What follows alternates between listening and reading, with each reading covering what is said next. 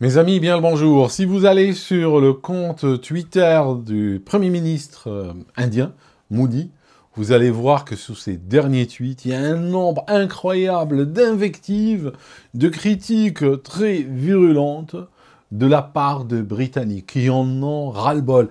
Une nouvelle a fait l'effet d'une bombe aujourd'hui, un accord entre l'Inde et le Royaume-Uni, un accord au terme absolument ahurissant. Aucun pays. Je parle même pas d'un pays souverain, dans le sens souverainiste. Je parle juste d'un pays qui a un minimum de souveraineté, ne signerait un accord pareil. C'est une trahison, et c'est une énième trahison, et là, ça devient pratiquement le quotidien aujourd'hui. Quand tu vis dans ce pays, chaque fois qu'il y a une nouvelle qui arrive, tu dis, c'est pas possible, j'ai mal lu, j'ai mal compris, j'ai mal entendu. Et malgré tout, c'est ça. On est dans ce qu'on dit l'incroyable, mais vrai. Alors, je vous raconte. Ces derniers mois, et je l'ai très couvert sur ce canal, il y a eu une augmentation, voire une explosion de la fiscalité au Royaume-Uni. La fiscalité au Royaume-Uni devient très vite insupportable parce que tu vis ce qu'on appelle la double peine. Pourquoi? Parce que l'État ne redistribue rien du tout. Donc, tu es en train de payer beaucoup d'impôts. Donc, tu payes les impôts pratiquement comme si tu étais dans un État socialiste. Mais par contre, tous les services publics que tu payes, eh bien, tu vas les payer plein pot. Tu vas les payer comme si tu étais dans une jungle capitaliste. Donc, en fait, ça te fait la double peine. Juste pour vous donner un exemple, mettons que tu habites à 25 minutes, une demi-heure de Londres et que tu as besoin d'aller y travailler, donc tu prends un abonnement de train. Je ne sais pas combien ça coûte en France. Dites-moi par exemple, je ne sais pas moi, un Paris-Fontainebleau, combien ça coûte. Eh ben, l'équivalent Paris-Fontainebleau en distance ici au Royaume-Uni, tu seras en train de payer 7-8 000 euros par an. Alors que tes impôts financent le rail qui a été vendu à des entreprises privées. Je veux dire, c'est un système complètement ahurissant. C'est ça qui rend les impôts très vite insupportables. Il rend la pression fiscale beaucoup plus difficilement supportable au Royaume-Uni que dans d'autres pays. Tu payes littéralement les impôts d'un État socialiste, alors qu'en même temps, les services publics sont inexistants. Donc, je disais, un des impôts les plus terribles qui a frappé l'économie ces derniers mois, c'est l'augmentation de l'impôt sur le travail. Ça signifie que les compagnies qui donnent du travail doivent payer des contributions sociales. À quoi elles servent, on ne sait pas. Il n'y a même pas d'assurance chômage dans ce pays. Enfin, il y en a une, quel que soit ton salaire, tu reçois 6 mois, tu reçois à peu près 400 euros par mois pendant 6 mois, juste pour te dire. Ça n'a rien à voir avec ton salaire, c'est pas proportionnel à tes revenus ou autres. Donc tu peux être potentiellement taxé sur 50 000, 70 000, 100 000 euros. Mais le jour où tu es au chômage, tu as 6 mois, 400 euros et tu les touches par semaine, comme à l'ère victorienne. Donc, je te disais, c'est un impôt sur le travail qui a rendu le travail des Britanniques tellement cher qu'aujourd'hui, plein de compagnies disent on vire, on délocalise, ou bien on gèle les recrutements parce qu'à ce stade, ça devient pas possible, quoi. À ce stade, on ne peut plus travailler. Ok, donc ça, c'est le premier effet qui se coule. Ça, rappelez-vous, c'est le premier effet qui a fait que on ne peut pas recruter au Royaume-Uni. Et c'est l'une des raisons pour laquelle le chômage est en train d'augmenter. Et puis, bien entendu, beaucoup de gens se retrouvent dans l'économie. On n'est pas dans l'économie de l'innovation ici, on n'est pas dans l'économie de l'IA ou l'économie de la tech ou autre. On est de plus en plus dans l'économie des Deliveroo, dans l'économie du contrat 0 heure, et dans l'économie des petits travaux, de la précarité, tout ça. Ok, maintenant. Et là, on arrive, maintenant que vous avez compris le contexte, on arrive à l'accord. Un accord a été fait avec l'Inde pour, tenez-vous bien, donc l'accord sur le papier, c'est un accord économique, ok? Mais quand vous lisez dans le texte, il comporte un volet immigration. Il sera possible aux entreprises au Royaume-Uni de ramener des travailleurs indiens et être exemptés pendant 3 ans de contribution sociale sur les travailleurs indiens. Voilà l'idée. Donc, ça veut dire quoi? Ça veut dire qu'on a un pays avec plus de 60 millions d'habitants, Royaume-Uni, qui ouvre son immigration à un pays de plus d'1 milliard d'habitants en disant, voilà, vous venez, vous les ramenez jusqu'à 3 ans, zéro contribution sociale. Donc en réalité, ce qui va se passer, c'est que des compagnies préféreront ramener des gens d'Inde parce qu'ils coûtent moins cher à recruter que les Britanniques. Ils coûtent moins cher déjà parce qu'il y a, comme on sait, il y a une pression à la baissière sur les salaires, ça c'est clair. Donc les gens qu'on ramène de loin sont toujours prêts pour venir au Royaume-Uni et accepter un sacrifice énorme sur le salaire. Donc ça c'est déjà la première couche, ça c'est la couche classique que nous connaissons, qui a toujours fonctionné. Mais aujourd'hui, on crée une incitation aux employeurs en leur disant vous n'avez qu'à ramener des gens d'Inde et pendant 3 ans, vous ne payez pas de cotisation sociale. Alors pour essayer de tromper l'ennemi, on leur a dit vous payez une somme, mais c'est une petite somme, il me semble de l'équivalent de quelques centaines d'euros. Au moment où ils demandent leur visa, ils payent une petite somme de quelques centaines d'euros pour solde de tout compte. Donc en réalité, on n'est même plus dans l'égalité, parce que vous savez qu'on a créé un système où il y avait une égalité devant la justice dans ce pays. Aujourd'hui, il y a une inégalité devant l'impôt, une inégalité devant le travail, et toujours cette inégalité au détriment des locaux. C'est absolument incroyable. Je connais beaucoup de pays où des révolutions auraient éclaté pour beaucoup moins que ça. Mais ici, bon, comme disait Margaret Thatcher, on n'est pas une société. Donc les gens regardent, et puis ils vont se plaindre, ils vont aller gueuler contre Modi sur son compte X, et puis ça va s'arrêter. Donc voilà un petit peu la nouvelle qui est complètement sidérante aujourd'hui.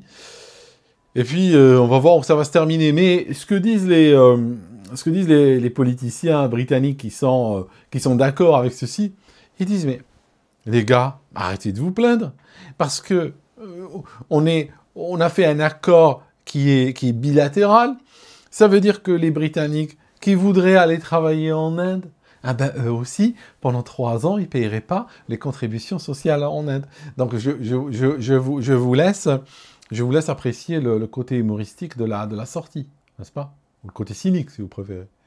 Combien de gens du Royaume-Uni iront en Inde travailler? Ils vont immigrer en Inde pour aller travailler. Alors, c'est vrai qu'aujourd'hui, peut-être que quelqu'un dira « Oui, mais aujourd'hui, ça ne fait pas de sens. » Mais d'ici quelques années, peut-être, ce sera intéressant de pouvoir immigrer en Inde pour travailler quand on vit au Royaume-Uni. Il faut savoir, au Royaume-Uni, par exemple, le RSPCA, comment on appelle ça en France, c'est pour les animaux, l'association qui s'occupe des animaux, elle a déclaré qu'ils ont réalisé une augmentation faramineuse de gens qui abandonnent leurs animaux domestiques. Parce qu'ils peuvent plus payer la nourriture, peuvent plus payer le vétérinaire, donc qu'est-ce qu'ils font? Ils les abandonnent, ils les ramènent au refuge. Pour le moment, ils les ramènent au refuge, ils ne les mangent pas encore. D'accord? Pour vous donner juste un exemple, en 2008, quand tu regardes l'évolution des salaires moyens, par exemple, au Royaume-Uni et aux États-Unis, en 2008, le Royaume-Uni on était 30-40% mieux payé que les Américains. À l'époque, quand j'allais aux États-Unis, j'avais l'impression d'arriver dans un pays au tiers-monde. Je te louais la Ford Mustang GT, je te prenais la suite à 200 mètres carrés, etc. C'était vraiment pas cher. Quand tu avais la livre sterling et tu étais bien payé, tu arrives aux États-Unis, franchement, c'était l'Eldorado. Aujourd'hui, les Américains sont payés en moyenne 50% de plus que les Britanniques. Les salaires britanniques ont stagné, les salaires américains ont explosé littéralement. Aujourd'hui, un salaire à 6 chiffres aux États-Unis, c'est quelque chose que pratiquement tout le monde a. Tu vois ce que je veux dire? Alors qu'en même temps, nous, on a stagné. Pour donner un autre exemple, dans les années 60-70, quand Singapour a pris son indépendance, le salaire moyen à Singapour était le quart, n'est-ce pas? Était le quart de celui du Royaume-Uni. Était 75% inférieur à celui du Royaume-Uni. Aujourd'hui, les salaires de Singapour sont quasiment le double des salaires britanniques. Ils ont dépassé les salaires britanniques de beaucoup. Tu vois, donc on est vraiment dans un pays qui stagne parce qu'il est pillé sans arrêt, avec une population qui subit constamment la double peine. Toujours, on te pille de chaque côté et on te laisse aucun échappatoire. Donc voilà mes amis. La dernière vidéo quand je l'ai faite, il y a des gens qui ont dit « Ouais, tu vas favoriser les Eurogaga avec ta vidéo parce que j'avais critiqué le Brexit en disant que c'était un échec complet. » Bien entendu, il faut être honnête parce que je ne peux pas, moi, faire ma valise, acheter des billets aller simple et partir de ce pays tout en vous disant que j'applaudis, le Brexit était un succès. Non, ce n'était pas un succès du tout. C'est quelque chose à partir de laquelle l'effondrement du pays a accéléré.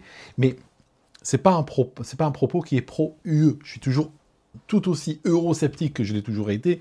Et d'ailleurs, j'espère aujourd'hui que l'Union européenne s'effondre, parce que je crois, pour être sincère avec vous, je crois que c'est seulement à cette occasion que les peuples pourront s'en libérer. C'est un petit peu comme l'URSS, hein. Si vous vous rappelez, l'URSS, il n'y a aucun pays qui est sorti de l'URSS comme ça, à dire on vote, on fait référendum, on sort de l'URSS. Ça ne marche pas comme ça. Le jour où l'URSS s'est effondré, bon, voilà, les pays se sont retrouvés devant le fait accompli. Donc, un jour, l'Union européenne s'effondrera, bien sûr. Les pays qui ne seront pas sortis, ils subiront de plein fouet, hein, ils devront se débrouiller. Et puis nous aussi. Mais nous, en réalité, on est toujours dans l'Union européenne, hein, en pratique. On est juste passé, si tu veux, de membre de l'Union européenne à vassal de l'Union européenne. Hein. Il y a un statut, il y a le statut de membre, il y a le statut de vassal. C'est comme par exemple Cuba à l'époque, l'URSS. Tu sais, il n'y a pas de... Cuba n'a jamais fait partie de l'URSS, mais c'était un pays vassal ou un pays satellite, comme on disait à l'époque. C'était un peu plus respectueux, satellite que vassal. Mais on se comprend. Toujours aligné, toujours soumis, toujours connecté, toujours en train d'obéir, toujours en train de suivre, etc. Mais il n'a pas son siège à la table. Donc voilà mes amis. C'était juste le résumé de la situation d'aujourd'hui, assez ahurissante. En tout cas, j'étais très content que Merz, finalement, a passé, vous savez, le chancelier allemand.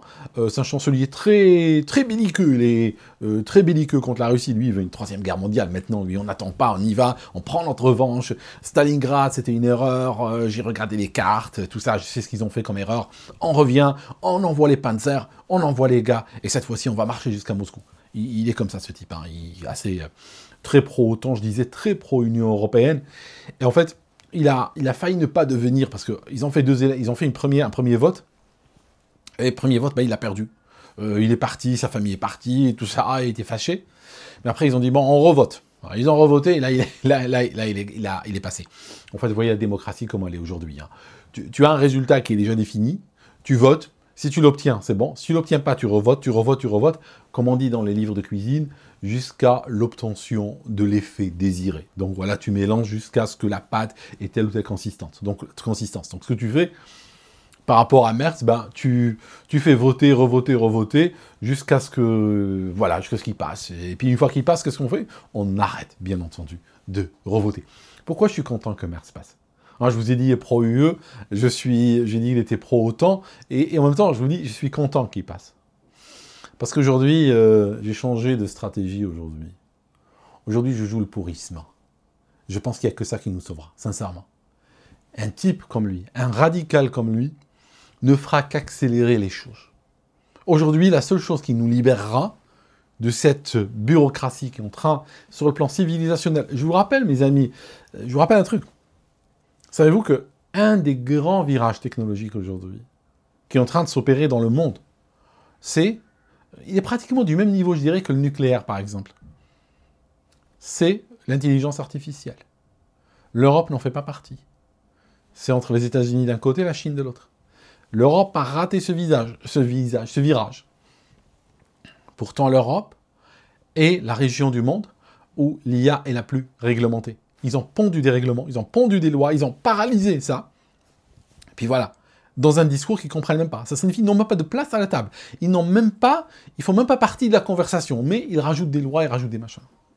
Si tu veux, ce qui est en train de se passer, on le ressentira dans 300 ans. Hein, je suis objectif. Parce que les dégâts qu'on fait aujourd'hui, on ne pourra pas juste un jour décider que, voilà, si on s'est égaré, on récupère. Non, le jour où on ouvrira les yeux, le jour où ce système s'effondrera, on sera tellement en retard que, voilà, quoi. On subira, c'est comme l'Afrique qui est en retard par rapport à l'Europe, par exemple. Elle ne peut pas rattraper son retard juste comme ça parce qu'elle le veut, quoi. Il faut du temps, voilà. Donc, je disais qu'aujourd'hui, j'étais content qu'il passe, parce que des gens comme ça, franchement, il faut les applaudir, il faut les encourager, il faut les pousser à l'avant, parce que c'est exactement comme ça qu'ils accéléreront l'effondrement de l'Union européenne. Voilà, mes amis. Merci d'avoir écouté cette vidéo jusqu'ici. Je vous rappelle mon livre « Escrologie ». L'une des raisons pour lesquelles aussi l'Europe est en train de s'effondrer. Parce que beaucoup de pays parlent d'escrologie, mais c'est comme on parle du Père Noël, hein, mais s'il y a un continent qui y croit vraiment, et sérieusement, c'est bien l'Europe. Merci mes amis d'avoir regardé cette vidéo jusqu'ici, et on se voit dans une prochaine. À bientôt.